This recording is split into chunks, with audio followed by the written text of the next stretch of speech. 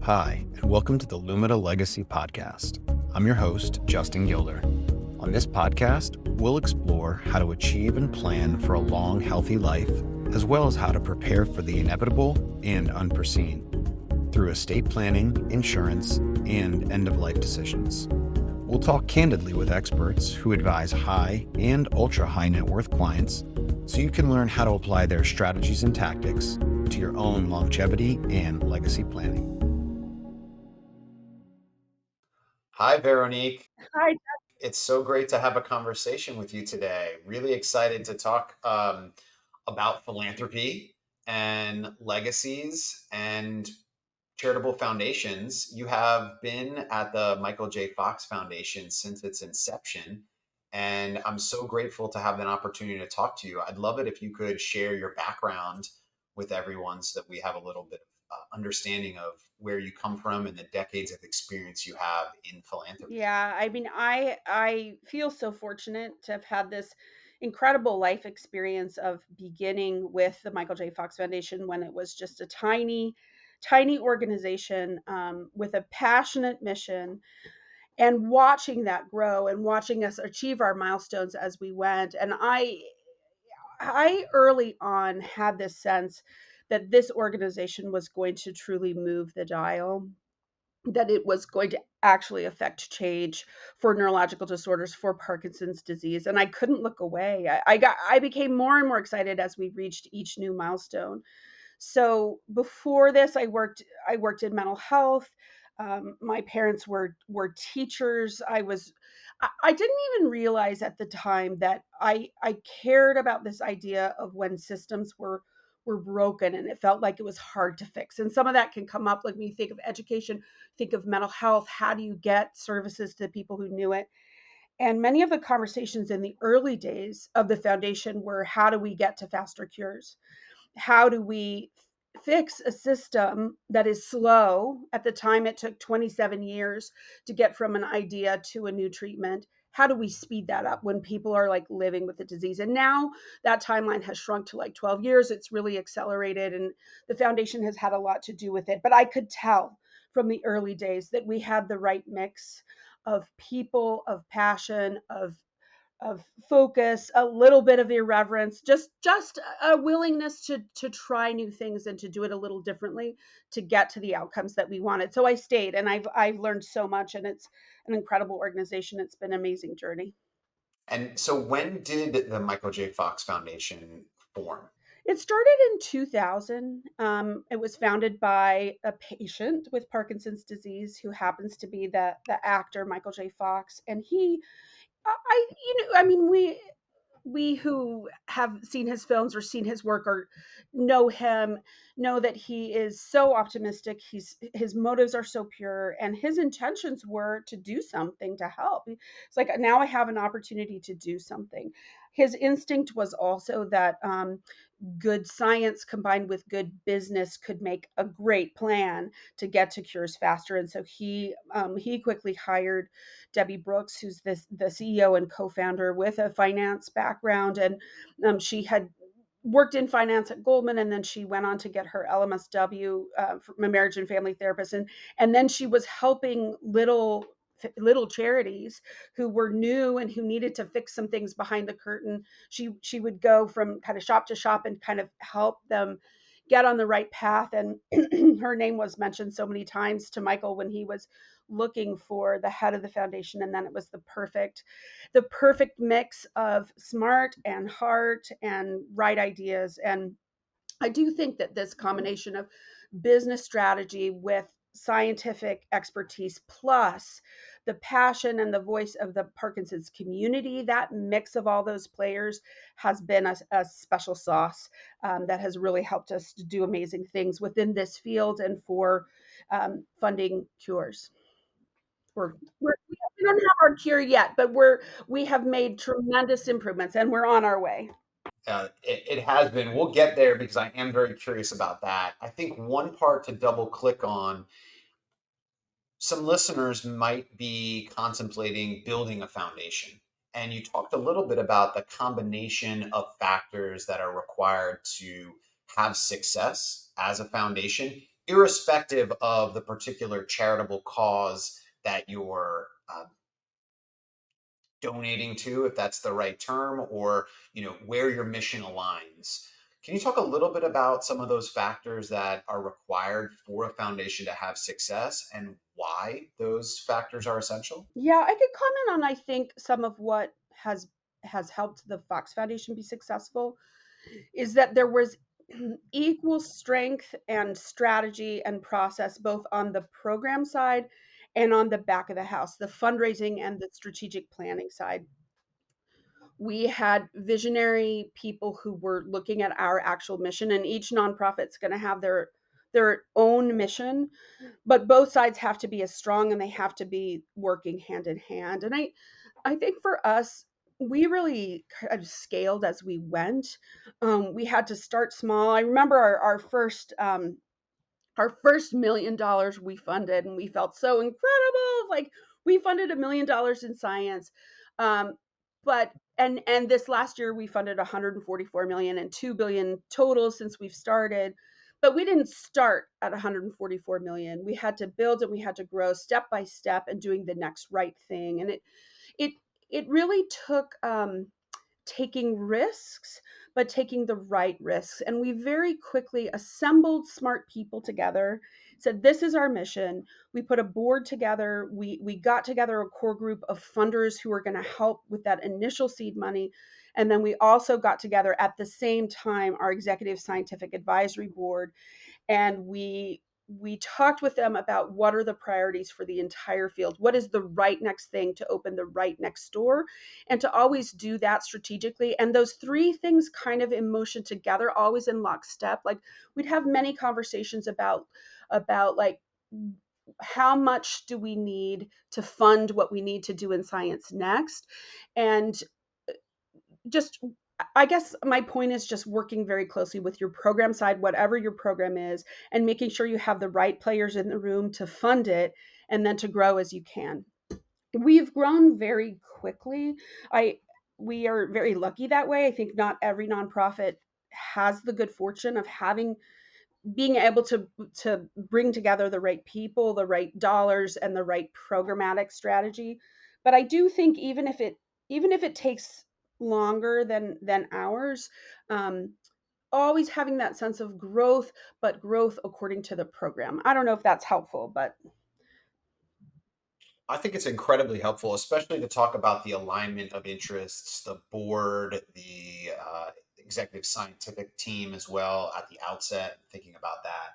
You also, the Fox Foundation has, at least from my perspective, a slightly unique model in that you every year give out all of the money that you receive as charitable donations. I'm probably not characterizing the terminology exactly correctly, but maybe could you explain why that is the approach and how that differs and what benefits you think the foundation and the community that is the beneficiary of these donations receives as a result of the structure that the Fox Foundation selected? yeah, I mean, we that's exactly right, Justin. And we are not building a library. We are not building a university or a museum. We are trying to help people who are living with Parkinson's today, right now, get to better treatments and a cure, and to change the face of the disease. And as long as we have people who are actively living with Parkinson's, if there is science that could make a difference for them, we want to fund it right now. So we do raise and spend every dollar every year.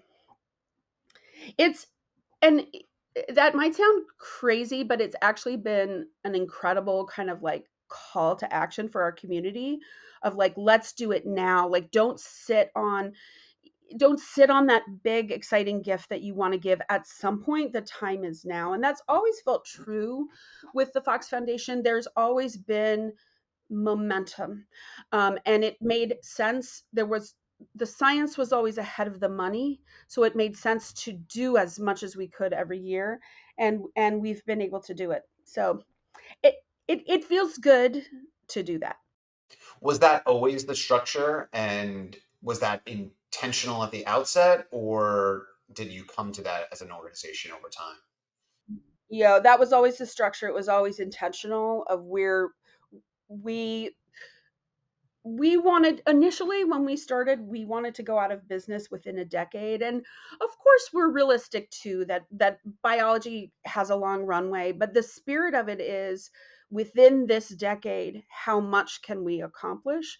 And this rolling sense of we want to eliminate Parkinson's disease from the planet, and we want to do it quickly. And so that sense of speed, of urgency, of pacing was with us from the beginning, and is even, I think, more so now. Okay, that's amazing. So you are the VP of philanthropy. Maybe explain a little bit about what that role entails and how within the organization you help.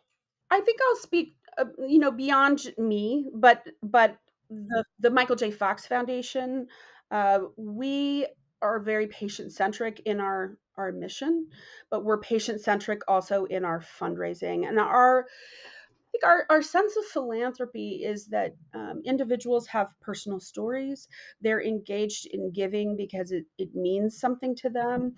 We try and wrap our arms around the whole family, um, every generation who could be touched by this disease, and what they want to do at every entry point. So I would say philanthropy to us at the Michael J. Fox Foundation has a lot to do with um, really taking a part in the things that are most meaningful to you. And I think in general, to me, that's what philanthropy is. If it's meaningful to you, if you have a passion for something, if you have a voice, come on down. And there are things that every person can do. Of course, we care about funding research for a cure. We also care about many other entry points. So people can get involved in research, they can get involved in using their voice, in engaging the community, in doing a Team Fox event, in public policy advocacy, in being really involved in our educational opportunities. And we our feeling is that every single person um, has an important role to play, and it's all philanthropy.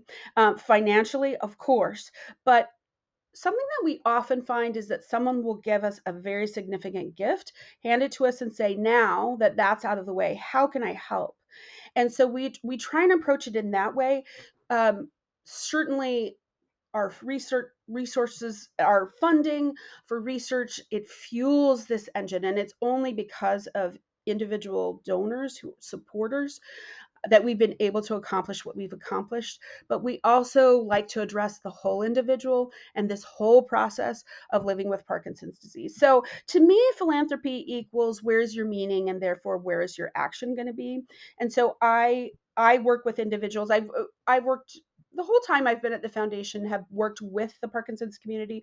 I'm not a scientist, I'm not a doctor, but I do hear the voice of patients. And again, with this idea that patients are part of the mission, donors are part of the mission. We try and include the patient voice in the philanthropy, in giving, but also in the programmatic side. Again, how can the voice of people that we talk to who are donating, who are supporting, inform the research? What are their priorities for the research? And it all works together as a whole. Do you have relationships with donors that provide charitable gifts through trusts and through vehicles that don't fund immediately, perhaps, but have a trust structure that funds at some future date? And if you do that, how does the foundation weave that in with its kind of like annual process of spending everything that it raises in a given year? We do. We have people who give in all of the ways, and it just it works out that the timing works out. We want people to feel comfortable in the ways that they give. We do have so many individuals who give directly, and it's unrestricted. Kind of have a portfolio management approach to funding our science, and so many individuals will give in that way. Other individuals do want to restrict, or their timing is different. We want to have a relationship with everyone who's giving. So when it comes to like estates and bequests and legacy giving, as is true for most organizations, about 70% of the time we don't know the individual or that the gift is coming when their gift comes in. So we have a series that is about giving this way. It's about estate giving, and we have education around it. And we try and invite the community and get the word out of like, let us know, like, raise your hand now. We want to have a relationship with you now, so that over time you can see the progress, because there's so much progress that is happening, and so many milestones that are being reached. Um, we want you to be a part of it. We want your kids to be a part of it. Yes, so we do have many individuals who give through trust. It works out great. Um, and and people should do what is right for them. That's interesting, though, that 70% of the donations that come in that fashion you don't know until the donation or bequest becomes materializes. And I think it's really interesting how you're talking about you want to interact with the donors and you want them to be a part of the mission and understand the benefit of their donation.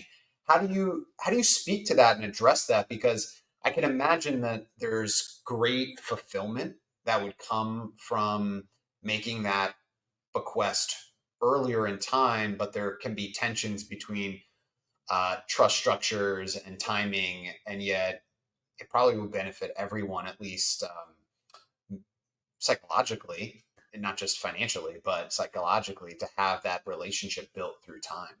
Yeah, I mean, we just try and get the word out whenever we speak to this. Like, we there was a webinar that we did a few years ago that was about women in philanthropy, and we invited our whole community to be involved, and we did speak to, like, let us know, let us know now. I think some of it is we have a strategy to reach out to the profiles of people through whom big estate gifts come, that we don't know them, and they tend to be engaged in some way. Like, they'll listen to all the webinars and they'll make um, modest but generous gifts throughout their lives, but not at a threshold that would necessarily signal that the major gift is coming, and that is our signal. And so we do have programs where we reach out to those individuals and try and provide them with information about the mission, but also information about estate and legacy giving, just in case.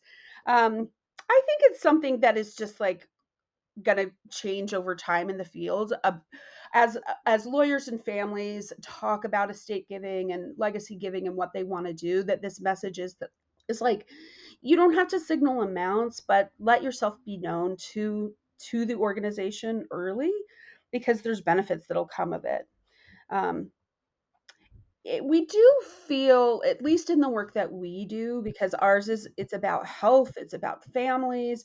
I'm sure people think about genetics.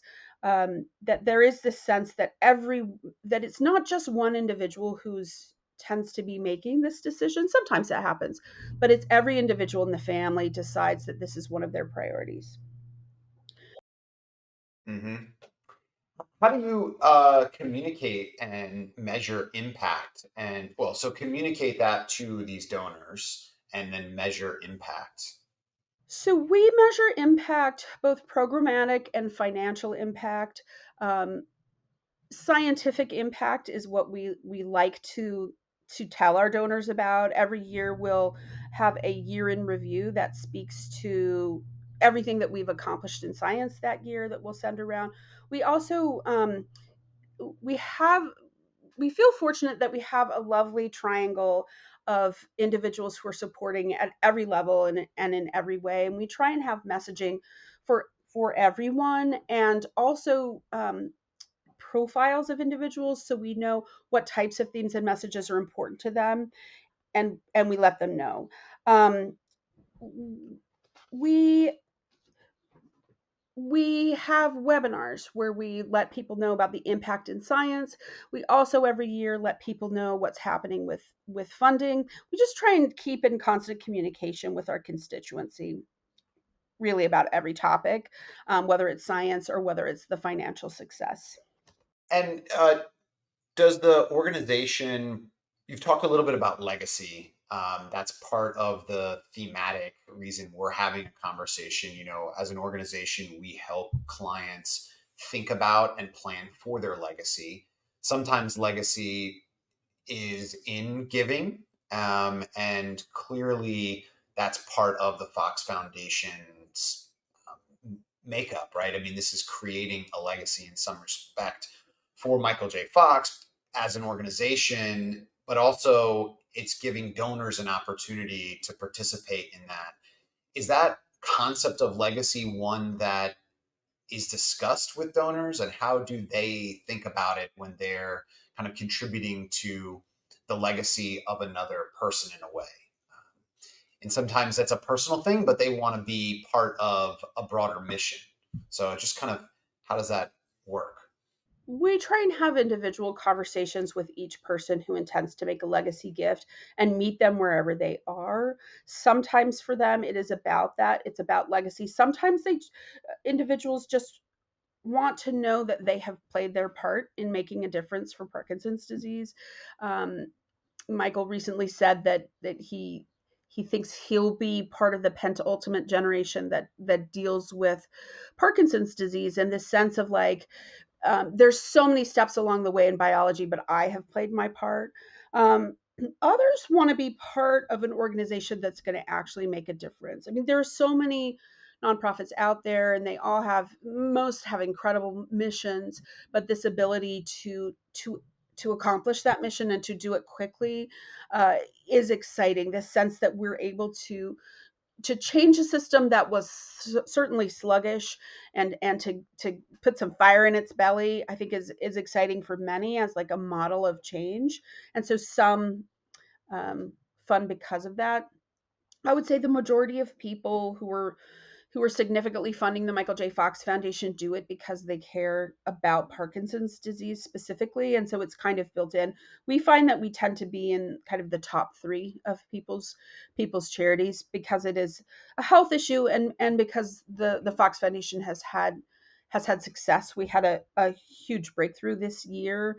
We're now able to measure Parkinson's in the human body, which is a big deal because those measures can occur even decades before someone's diagnosed, which opens the door for screening and for potentially prevention.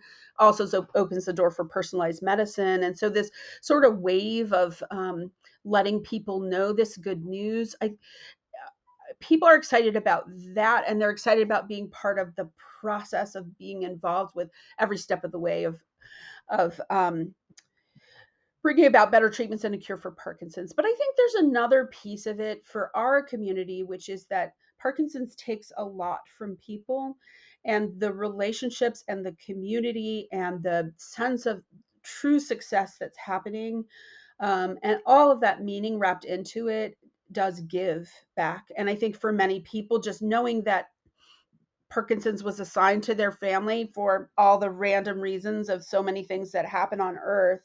But they can take the reins and make a true difference and make a change, and be part of the solution. I think is a human call, which just is part of legacy too. So yes, we do have those conversations, but the conversation changes depending on the person and their goals. But we find that those themes really resonate for people. Yeah, I think the key word from my perspective that you used there was impact, because I think that everyone wants to know that if they are doing anything, right, whether it's giving your time, your resources, your energy, that it is impactful, that it makes a difference and moves the needle forward. Talk a little bit more about the breakthrough this year. I think that's really exciting. I would love to hear more about that. Yeah, so we have a lot of symptomatic treatments for Parkinson's disease because you can measure.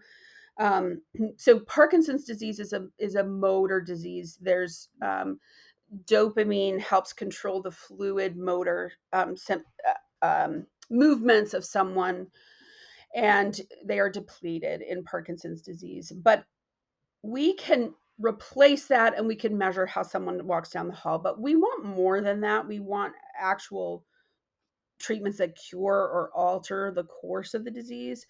But we haven't had the best measures for what is happening biologically and at what pace. And if we take a treatment that's going to reverse the disease, that we can measure that it's done so. So about 10 years ago, when the therapeutic development pipeline became so robust and there was so much work on its way to um, the clinic, and so much of it was potentially disease modifying or like curative, we became passionate about finding ways to measure what was actually happening on a biological level. And so we launched the Parkinson's Progression Markers Initiative, which is a biomarkers initiative that was happening like a race alongside all of the treatment options so we can measure them at the same time they cross the goal line. And there have been successes and milestones along the way, but the big one is for most progressive neurological disorders, there is a hallmark protein that clumps up and makes toxic byproducts and makes us the cells around it sick. And we can now measure that. And we can measure it with 93% accuracy. And so we know if someone truly has Parkinson's disease or has a different biology that's whose symptoms resemble Parkinson's disease or one of the atypical kinds of Parkinson's. So each of those individual paths need treatments that are about them. So, Alzheimer's and Parkinson's, we know symptomatically are not the same thing, but there are processes involved in both that are quite similar and that overlap. We work closely with them and all of the other progressive diseases. And the idea is that we can get treatments for each, which would be incredible because for so many of them, they don't have the perfect match in terms of treatments. So that breakthrough has opened up a whole bucket of next projects that we're racing to get done, to be able to measure it in the blood, so it's part of a normal screening process, and also to use AI to deeply analyze the data about subtypes of Parkinson's, so we can get to the right people in trials and get the right drugs for those people. It's pretty cool, and it's not the only breakthrough. Like even before this was happening, we had so much in the pipeline, so much in terms of potential therapies. We've had 18 new treatments come to the market in the last number of years. It's really a very robust time. It's an exciting time for anyone who cares about brain health to just be involved. Like now is not the time to slow down. Like kind of back to your idea about like you spend all the money every year. That's bold. It's like how can we not? Because now is the time to keep moving it forward and getting things done. Oh, that's incredibly inspiring. I think you touched a little bit on an interesting topic that's separated a little bit from my business's legacy concept, which is some of our investment themes actually, and biotechnology and artificial intelligence really resonate because of where we are in the life cycle of technology development and improvements. I'd love if you could share a little bit about how that's impacting, maybe the charitable organization, how you're thinking about funding. Does it change your funding priorities? Do you think that there's new pathways to success, and have you had to redo some of the internal processes or staffing to understand how to evaluate maybe artificial intelligence opportunities for charitable giving? Well, right now we're using AI, machine learning to. We have large data repositories. So this PPMI data, which is 1,400 lives, we're growing it, tripling it to 4,400 lives of individuals who give um, tissue and samples and personal reported outcomes and brain imaging across every aspect that might be a measure of Parkinson's now and in the future. So they've been doing this. People have been signed up for this since 2010. They do it for 5 years. We have so much data, and we're good at analyzing data, but machine learning can help us be better. And so part of it is in this new world where we're trying to subtype all of the types of Parkinson's disease and who has alpha synuclein clumping and who doesn't. AI is going to help us do that. We don't personally at this point have a large AI program, but we try and use it as a tool to help us do our jobs faster at this point. But as the needs evolve, we'll just keep expanding into using it into any way that is going to help us work better, faster, smarter. What's the process of selecting where the donations go, out of curiosity? Because you're talking about now, whether it's the personalization of medicine or AI initiatives to analyze data or these kind of like early markers and measurements, all of those probably have different um, on the ground groups of people, scientists and doctors and researchers working on that. How does the organization decide this is where we're going to give money in this amount? How long does that process take for the foundation? Um, it's a great question, and I feel like we have a great process. And we try and do it fast. So we're always in conversation with external and internal partners. We have 15 PhDs in house, but then we interact with the entire community, and then we have a specific scientific advisory board, and we all convene together. I feel like the Fox Foundation, they're great collaborators, conveners, drivers, and from the earliest outset, determining what the scientific priorities are, leveraging those priorities, leveraging all of the resources around them was extremely important to us. We wanted to do more than fund great science by great scientists.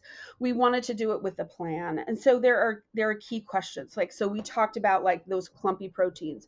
It's like, let's determine what are those 10 or 12 or what however many it is right now, hurdles, roadblocks, questions, opportunities that could be transformative for the field and transformative for patients' lives in terms of just like living well with Parkinson's. And we determine them, and then we do a request for funding across those themes, and then we fund the best of those, and then we build from there. So it's very systematic, it's very organized, and we're in constant conversation and collaboration with the scientists we fund, but then with the scientific community to make sure we're on track. Like when this breakthrough came through, of course, we all huddled up and said, okay, what's next? And let's do 12 years of work within the next 5 years. And we all got on the same page. I don't know if this is a good analogy, but I sometimes I think of it as I like space and the moon. And I think of like that incredible push where we all got together to go to the moon. And by golly, we sure did. And it sort of feels that way of like, we want to do this, we're determined to do this, we're going to have a good plan, we're going to have everyone on the same page, and we're going to get there. And I have seen, I mean, the number of milestones that we have seen, like there was when we started, there was tremendous opportunity, there was tremendous need.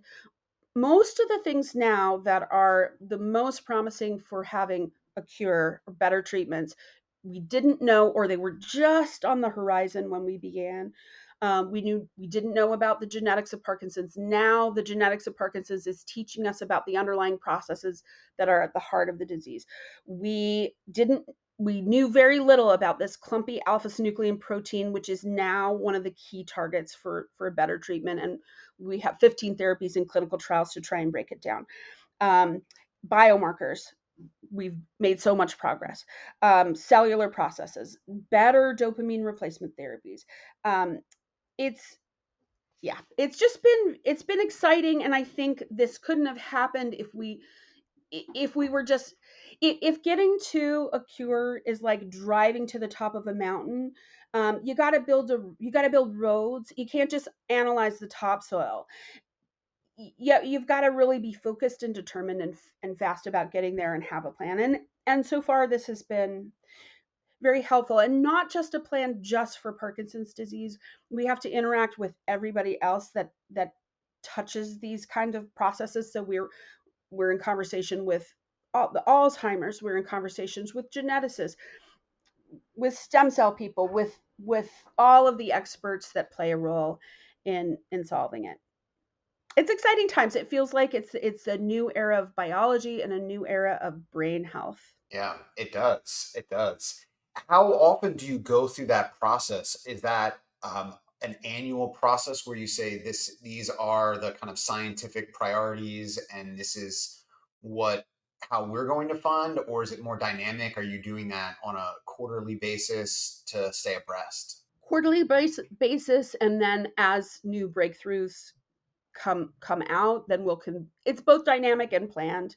Um, and we're kind of in constant conversation with everybody. It's a very open for Parkinson's disease, and I do think that this foundation has helped play a role in kind of the openness of the conversation between scientists. It's a very open book in which everyone is talking and collaborating in and out of the foundation. Yeah.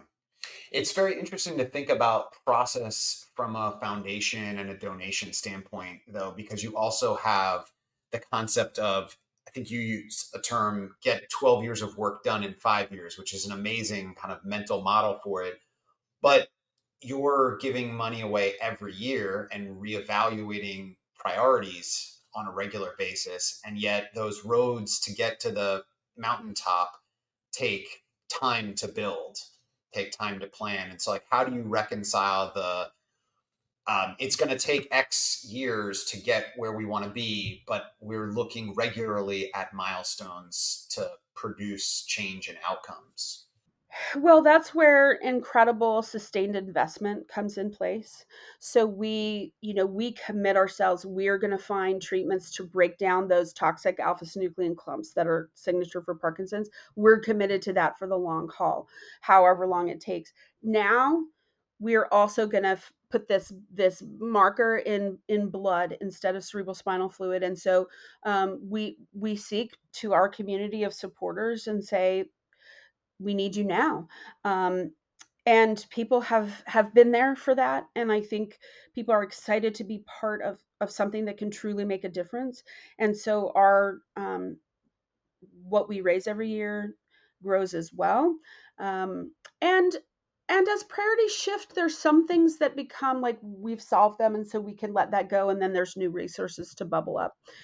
We do have a few We have many significant donors.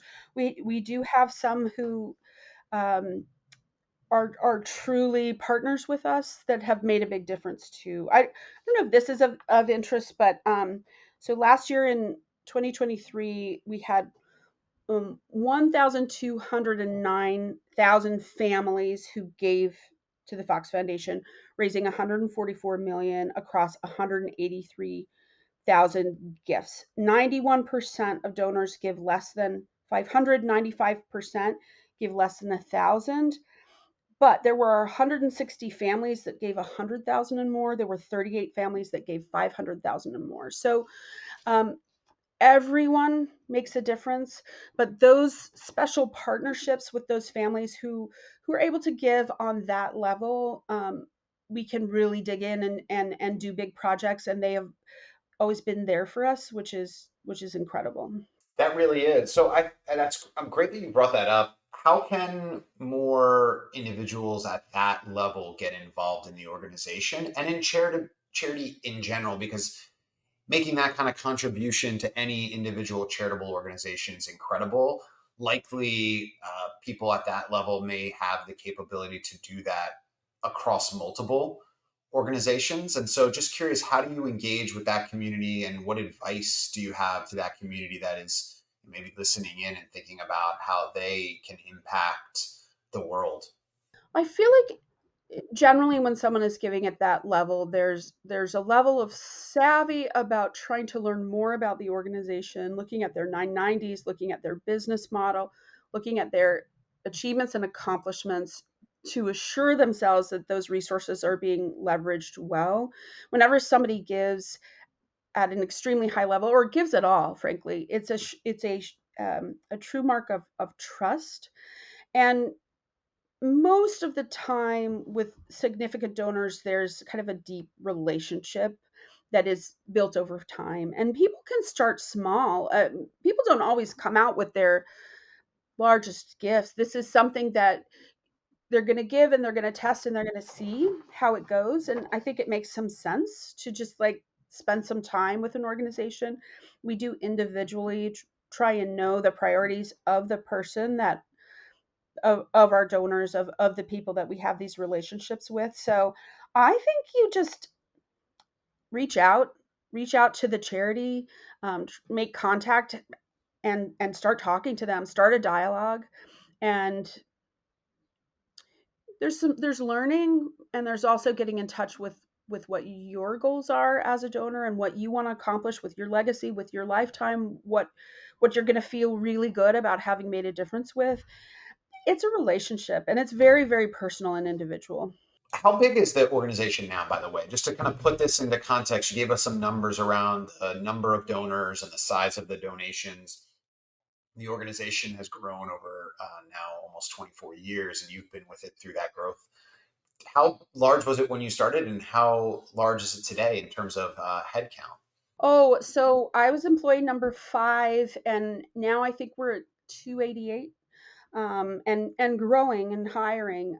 We have grown because there's so much science to fund, and we need scientists to help run it, and because um, there is support to be raised, and we need to be out on the road raising it, and it's felt good. I feel like we've grown, thinking of like how to grow a foundation. I feel like we've grown smart, like slow and steady, and growing as more resources have been raised, and as there's more science to fund. So yeah, it's but even though we're big, it feels big. Like, I still feel like we're this little tiny startup, because there's this startup spirit. Like, we're not stuck in our ways of like, this is how we do it. I mean, those are like the words for like have someone sitting down with you and saying, is this how we do it, or do we think outside the box?